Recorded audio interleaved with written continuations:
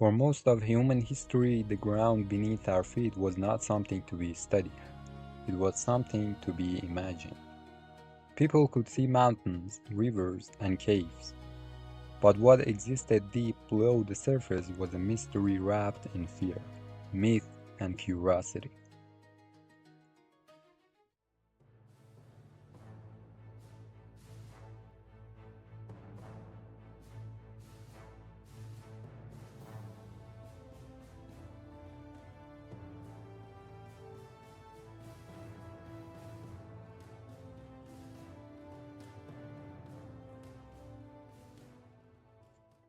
In ancient civilizations, the earth was often described as layered worlds.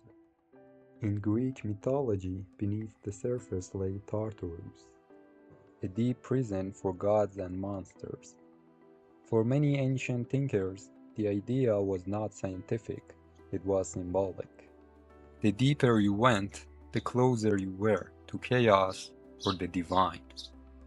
If we cannot see what's below us, how do we decide what's real? As time moved forward, philosophy began replacing mythology. Around the 4th century BCE, thinkers like Aristotle proposed early natural explanations. Aristotle believed Earth was composed of layered materials and that heavy elements moved toward the center. But he also believed the center of Earth was hot and fundamentally different from the surface. It was a mix of observation and assumption, limited by the tools of his time. For centuries after, Earth's interior remained mostly theoretical. Miners and builders encountered rock layers, water pockets, and strange gases, but no one could see deep enough to confirm a full model. By the Renaissance and Enlightenment periods, scientists began to question old assumptions more aggressively. One major question emerged. If Earth is solid, why do volcanoes exist? Volcanic eruptions suggested something powerful beneath the crust. Magma, pressure, heat. But the source of that heat was unknown.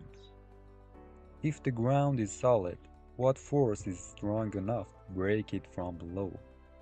In the 17th and 18th centuries, scientists began to form early geological theories. One influential idea came from James Hutton, often called the father of modern geology.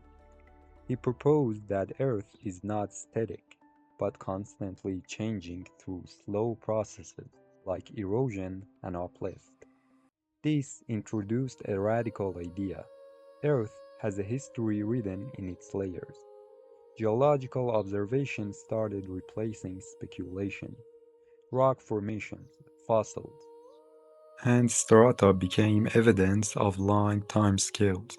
But the deeper structure of Earth was still unknown. No drilling technology could reach significant depths, so scientists were still forced to infer rather than directly observe.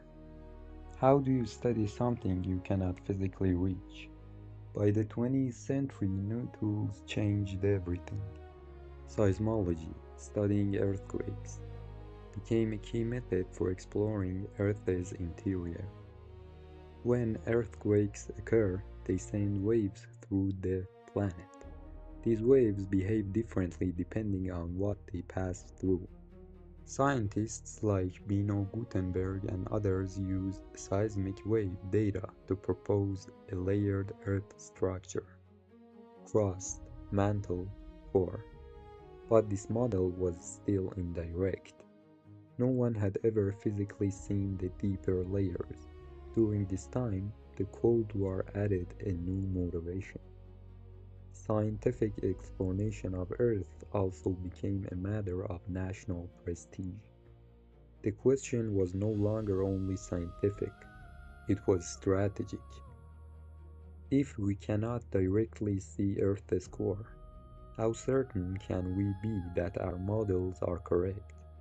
By the late 20th century, one of the most ambitious attempts to to physically investigate Earth's interior began in the Soviet Union. The Kola super-deep borehole, located in Russia's Kola Peninsula, started in 1970. The goal was simple in concept, but extremely difficult in reality. Drill as deep into the Earth's crust as possible. Scientists expected to reach around 15 kilometers, but the project faced extreme challenges. Rising temperatures, increasing rock pressure, equipment failure, unpredictable geological conditions.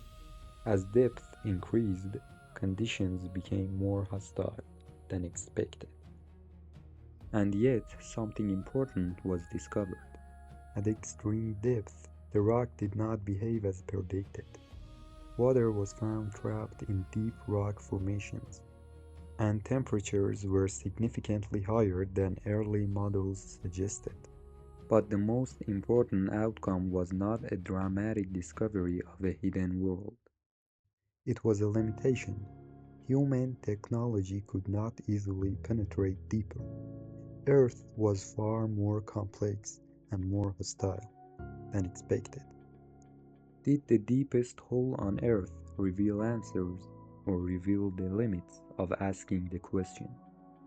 By the end of the 20th century, scientists had built a much clearer picture of Earth's interior using seismic data, experiments, and drilling projects.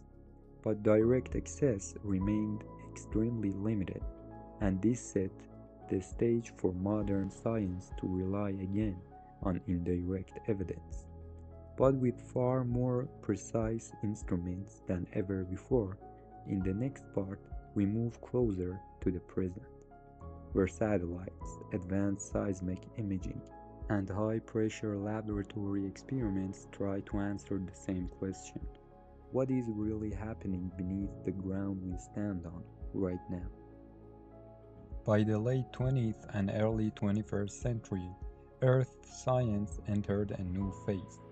For the first time in history, scientists were no longer only guessing from surface clues. They were listening to the planet itself in real time.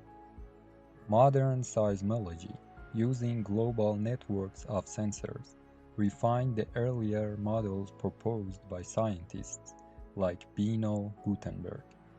Earth was confirmed to be layered more precisely: a thin crust, a thick, slowly moving mantle, a metallic outer core, and a solid inner core.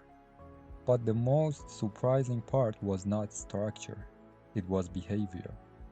The mantle is not static, it moves extremely slowly, centimeters per year, but constantly. This movement drives plate tectonics, which explains earthquakes, volcanoes, continental drift.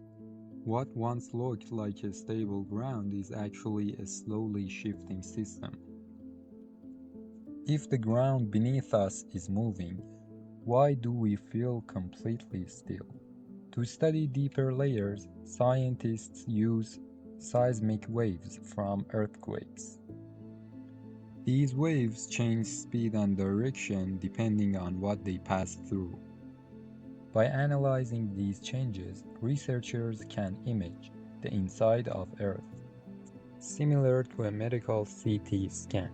This method revealed something important. Earth's interior is not uniform. It contains zones of different density, temperature, and composition. At extreme depth, pressure becomes so high that familiar materials behave in unfamiliar ways. Rocks can flow slowly like liquids over geological time. Metals become extremely dense, and temperatures reach thousands of degrees Celsius. How can something be solid and yet behave like a fluid at the same time?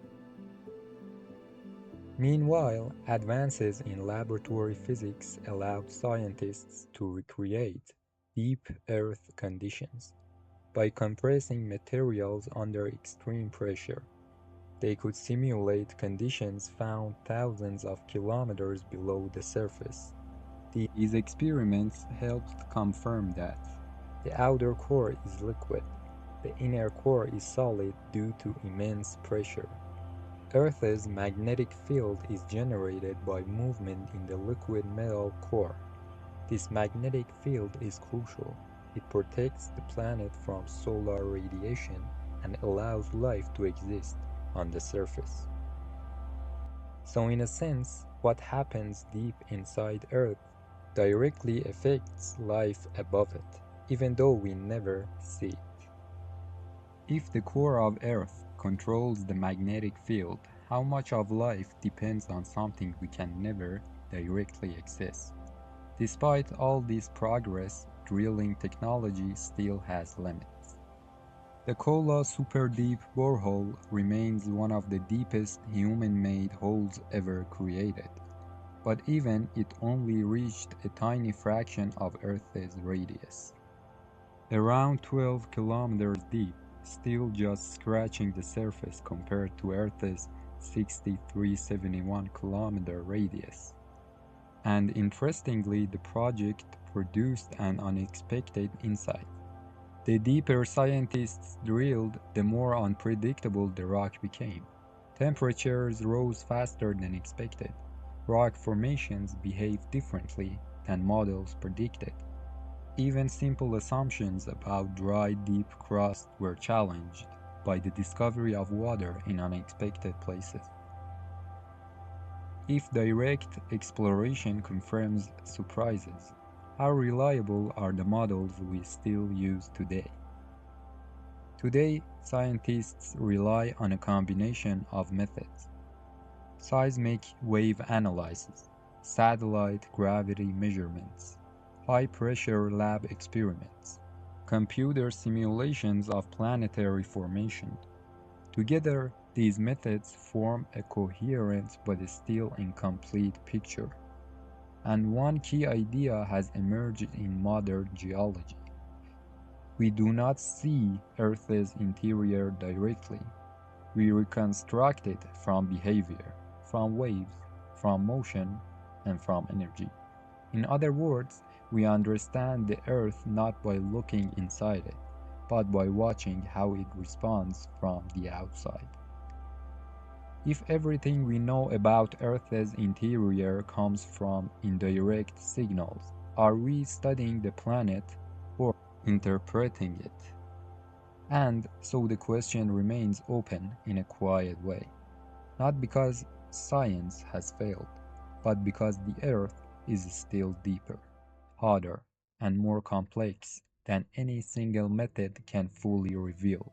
And beneath every step we take, there is still a world we only partially understand.